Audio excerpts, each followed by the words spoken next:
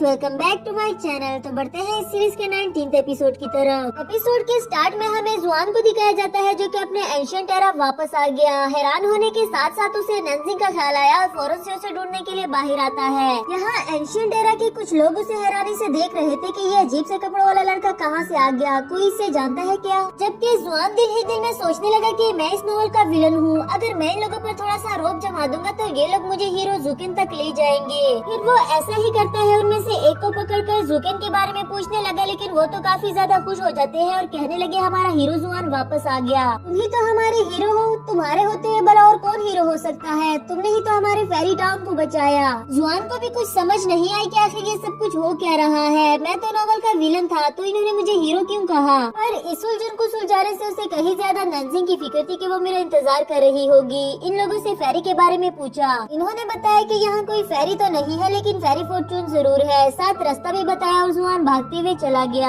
यहाँ आकर विश करता है प्लीज मेरी हेल्प करो, मुझे वापस भेज दो, नैन्सी मेरा वेट कर रही होगी। काफी कोशिश करने के बाद भी जुआन वही रहता है। इवन के अपना कॉइन भी पानी में फेंक कर देख लिया जिस तरह के नैन्सी ने विश मांगी थी। जब इससे भी काम नहीं बना तो जुआन को याद आया कि नैन्सी को मैं पानी में से मिला था। अब वो ये रास्ता भी इख्तियार करने लगा। पानी में कूद जाता है जो कि उसके घुटनों तक भी नहीं आ रहा था। खुद को जबरदस्ती डुबोने की कोशिश करने लगा लेकिन इसका भी कोई फायदा नहीं हुआ। सीन शिफ्ट होकर नैन्सी पर आता है जो कि अभी भी जुआन के घर में बैठी हुई थी और वही गिफ्ट हाथ में लेकर उसे देख रही थी। शायद थोड़ा ही सही लेकिन उसने ये बात एक्सेप्ट कर ली कि जुआन जहाँ से आया था एक न एक दिन उसे वापस तो जाना ही था। दूसरी तरफ जुकिन को दिखाया गया जो कि फाइनली अब ये बात जान चुका है कि ये किंग उसके सवाल का जवाब क्यों नहीं दे पाती थी। सोचता है कि ये किंग ने उसे कई बार कहा था अपनी कंपनी पर अटेंशन देने के लिए कि हो सकता है मैं हमेशा के लिए तुम्हारे साथ ना रह सकूं। अब उसे सब कुछ समझ आ गया है कि ये किंग ऐसा क्यों कहा करती थी। सीन ये किंग पर आता है जो कि अपने पेरेंट्स के साथ इस छोटे से रेस्टोरेंट को संभालने में पूरी लगन से काम करती है,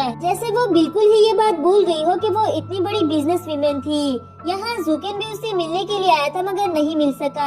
वही ये किंग की मॉम इसे यहाँ देख लेती है, फिर अपने रेस्टोरेंट में बिठाकर बताने लगी मैं जानती हूँ तुम यहाँ क्यों आए हो। मैं ये तो नहीं जानती कि एग्जैक्टली तुम दोनों के बीच में क्या हुआ, लेकिन मैं इतना जरूर जानती हूँ कि उसने हमेशा तुम्हारा साथ दिया। हालांकि हम कभी भी नहीं चाहते थे कि वो इतनी टफ लाइफ गुजारे, पर तुम्हारे लिए उसने प्रूव करके दिखाया कि वो सब कुछ कर सकती है। अगर तुम सच में ही ये किंग से प्यार करते हो तो तुम्हें थोड़ा और मिच्योर बनना पड़ेगा, क्योंकि कोई भी माँ ये नहीं चाहती कि उसकी बेटी का पार्टनर एक चिल्डिश लड़का हो। नैन्सी को दिखाया गया जो कि उस बाउल में बीज बोते हुए कहने लगी आज से हमारी जिंदगी एक नए सिरे से शुरू हो गई। मैं जानती हूँ तुम यहाँ वापस आने के लिए काफी कोशिश कर रहे होगे, ऐसे ही जितना बेसब्री से मुझे तुम्हारा इंतजार है। नैन्सी ये तो नहीं जानती कि जुआन कब वापस आएगा या फिर वापस आएगा भी या नहीं, लेकिन उसने ठान ली कि वो अपनी आखिरी सांस तक उसके वापस आने का इंतजार करेगी। इसके साथ साथ वो अपनी नॉर्मल लाइफ में वापस आ जाती है। दूसरी तरफ जुकिन भी कुछ करके दिखाना चाहता था ताकि वो ये किंग को अपनी लाइफ में वापस ला सके। मीटिंग से वापस आते हुए नैन्सी का हील फंस जाता है, बिल्कुल वैसे ही जैसे एक बार पहले फंस गया था और जुआन ने उसकी हेल्प की थी। इससे उसको एक बार फिर से जुआन की याद आई, मगर वो रोना नहीं चाहती और स्ट्रॉन्ग बनकर उसका वेट करना चाहती थी।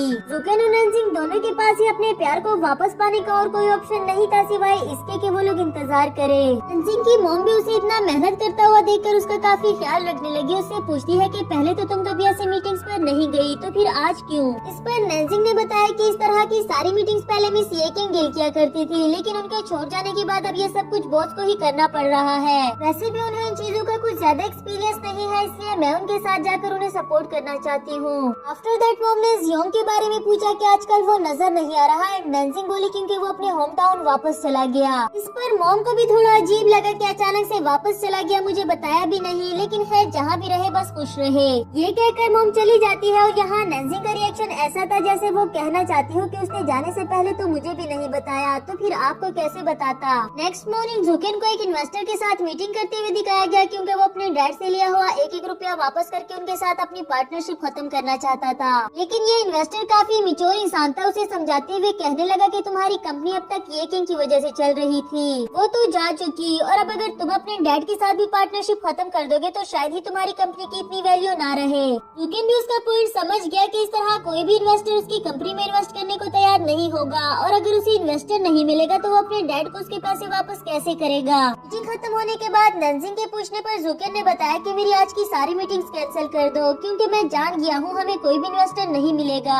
उसने डिसाइड कर लिया कि इन्वेस्टमेंट लाने के लिए अपना घर बेच देगा डैड से, पार्टनरशिप खत्म करके कम से कम वो इंडिपेंडेंट तो बन ही जाएगा। नंजिंग उसे ऐसा करने से मना भी करती है, लेकिन ये जुकेन का आखिरी फैसला था। उसके कहने पर नंजिंग को भी उसका घर सेल पर लगाना पड़ा, लेकिन उसे अभी भी इस बात की उम्मीद थी कि मिस ये किंग उसे ऐसा करने से रोक सकती है। उन्हें कॉल करके बताया कि मैं आपसे मिलकर कुछ जरूरी बात बताना चाहती हूँ, अगर आप शाम में फ्री है तो मैं आपकी तरफ आना चाहूँगी। इस पर ये किंग ने भी उसे अपने पास बुला लिया और अगले ही सीन में हम दोनों को साथ देखते हैं। नंजिंग भी उन्हें इस तरह से काम करता हुआ देखकर हैरान हो जाती है कि ये बिल्कुल भी वो ये किंग नहीं लगती जो कि ऑफिस में हुआ करती थी। उनके साथ बैठकर उनसे पूछने भी लगी कि क्या आपको यहाँ दिन रात काम करके थकन नहीं होती, जिस पर ये किंग ने बताया कि ये फिजिकली थकन है, कम से कम उस मेंटली थकन से तो कहीं ज्यादा बेहतर है। आफ्टर दैट नंजिंग ने बताया कि बॉस अपने डैड के साथ पार्टनरशिप खत्म करना चाहते हैं और इन्वेस्टमेंट लाने के लिए उन्होंने अपना घर सेल पर लगा दिया। शायद बॉस ये सब कुछ आपकी रिजाइनेशन की वजह से कर रहे हैं, क्या ऐसा नहीं हो सकता कि आप वापस आके उन्हें मना करें। ये सब कुछ सुनकर ये किंग को भी कुछ अच्छा नहीं लगा, लेकिन कहने लगी कि अब एक्स कल्चर से मेरा कोई लेना देना नहीं और ये अच्छी बात नहीं कि मैं उनके काम में इंटरफेयर करूँ, यानी कि जो भी हो जाए वो एक्स कल्चर में वापस नहीं जाना चाहती। नेक्स्ट सीन में नंजिंग की बातों पर काफी ज्यादा सोचने के बाद ये किंग उसे मैसेज करती है कि आखिर तुम ये सब कुछ क्यों कर रहे हो। इस पर जुकेन पहले तो उसे बताने ही वाला था क्योंकि मुझे डैड ने सब कुछ बता दिया है, लेकिन फिर कहने लगा तुम्हें इस बारे में सोचने की जरूरत नहीं है, बस रेस्ट करो। इसके बाद नंजिंग को दिखाया गया जो कि वर्क बर्डन को लेकर काफी ज्यादा परेशान हो गई कि इतनी बड़ी प्रॉब्लम्स को मिस ये किंग के बगैर कैसे सोल्व करूं। चाहे उन्होंने मुझे अपने नोट्स तो दे दिए हैं, लेकिन मैं उनके बगैर कुछ भी नहीं कर पा रही। आई होप कि वो जल्दी से वापस आ जाए। यहाँ लूजिंग ने आकर बताया कि तुम स्टार इंटरव्यू के बारे में भूल गई हो क्या? जुआन को भी बताओ, तुम दोनों ने इंटरव्यू देने के लिए लाजमी जाना है। नंजिंग उसके बारे में फिर से सुनकर काफी ज्यादा सैड हो जाती है और उसके बारे में सोचने लगी कि कैसे उन दोनों ने साथ बैठकर नोवेल लिखा था। ये सोच कर उससे रोना आ जाता है। वही एजेंट की कॉल आई जिसने बताया कि जुकेन के घर को खरीदने के लिए बायर मिल गया है। नंजिंग ये बात जाकर अपने बॉस को भी बताती है जो कि कब से बैठा यही सुनने के लिए इंतजार कर रहा था। इधर उसके डैड को भी पता चल जाता है कि जुकेन मुझे पैसे लुटाने के लिए क्या कुछ कर रहा है, लेकिन वो भी उसे ऐसा करने से मना नहीं करता।